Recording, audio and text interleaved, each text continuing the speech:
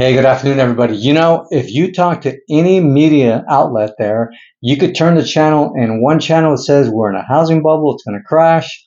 The other channel says there's so much demand out there, there's such low inventory that we're going to continue to see prices rise. Well, one thing for sure is they both can't be right. What I want to do is I want to go over just three charts and not bore you with all the noise that's out there, and show you how this is going to affect and what we're seeing here in San Joaquin Hills, specifically with home valuations. It is true what they're saying about the low inventory. Of course, the last 10 years it's affecting us. I go back many years here and you can see the amount of homes we've had on the market any given time, year after year, 4.8, 4.9. You can see the recession years, we got up to about 10 months. And right now, the last few years up in 2.7, 2.9. These numbers, I find that they don't mean much to many people, but let me give you what this is analogous to. The number 99 and 104 doesn't seem that far apart, but think about if you were my doctor and I told you my temperature is 99, you wouldn't be concerned, but if I told you it's 104, that raises cause for concern and you would immediately start doing some investigation. That's really what these numbers mean here. As far as what is it tied to, it's tied to, over the years, should I buy, should I rent, which one? You can see here over the years since the 70s, we always had this balance between renting and buying. Some years people just did it because they rented to, they just wanted to be liquid, to be able to move where they want. Other people just wanted to have, as they say, a nest and the home ownership process. But if you go through it, you can see some years it was so much more expensive to purchase a home than it was to actually rent. If you look back in the 70s, you can see the blue line for the renting. You can see the yellow line. It's always been more expensive to own. That's a no-brainer there. But if we go to the 2002, that's when we really saw it shoot up. For those of you who remember that, prices just went through the roof. We saw with those mortgage rates that were out there and the loans that were out there. Of course, we had a bubble, came down, and now there were times where it made more sense. In 2014, I found myself yelling at people to buy because with the incentives, the amount of inventory, it just made more sense both the short-term, long-term, financially to buy something than it did to rent.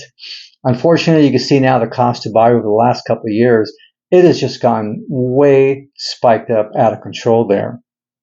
However, one of the things people always ask, what is this tied to and where are they pulling the numbers for this? Well, here's something that I found that is pretty accurate there. It's always based on, we know what the cost it is to rent homes across the board. We know what people's incomes are, and we know what home prices are. So when you put those ratios together, whether you should rent or whether you should buy, you can see all the way till early 80s there, these were pretty separate. You could almost buy a home on one income. We had some tough years there with interest rates, but they were still in coordination with your household income.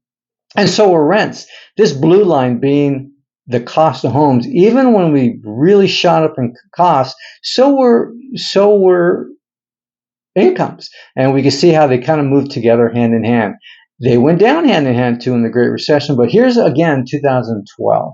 2012, we saw the market just take off. It's been 10 years of a long run there. And then we got continuation of rates going down, down, down.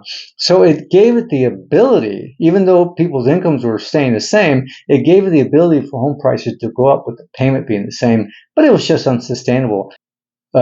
Crux of everything is this ratio right here, no matter what you believe is going to happen in the market, one thing for sure is cost to buy on the current prices for price to ratio of renting, price to ratio of income, it's just unsustainable.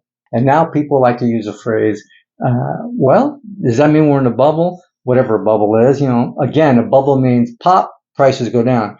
There's just too much equity. There's one thing for sure that I can tell you, the average equity across the United States is about 38%. So if we have a recession and people get in financial problems, they really have so much equity. The banks are not going to get these properties back. If they get in financial trouble, they're going to pull credit, even though it's costly, and it's still cheaper than it is for them to sell their home because they got no place to go that's going to be cheaper to live where they are. So we're not going to see an influx of homes, even if people get in trouble.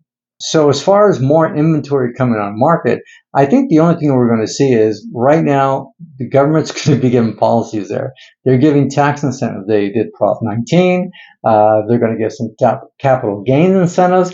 They're going to start giving incentives to get more homeowners to come on the market because they got to get some inventory on the market there. So as far as evaluations goes, it's safe to say they're going to stay at worst flat, but which is still, in my opinion, strong because we had tremendous run up. Now, currently in San Joaquin Hills, there's only one home for sale, and some people say, "Wow, that's keeping the demand there." Yes. At the same token, that one home for sale is sitting; it's not selling. You could do what you want to say about it, but that's where the paradox comes in. So I would be remiss not to say that if you yourself are planning on selling your home in the next 30, 60, 90 days, I would welcome the opportunity to sit down with you because currently right now, all this information, the only thing that really matters is how does it affect your purpose of why you want to move? How does it affect all the logistics you're trying to do? And of course, what is the agenda we need to put together to make sure that they all fall into place? There's a lot of moving parts here. So again, your thoughts, your comments, I'd love to hear them down below. And until we meet, you take care.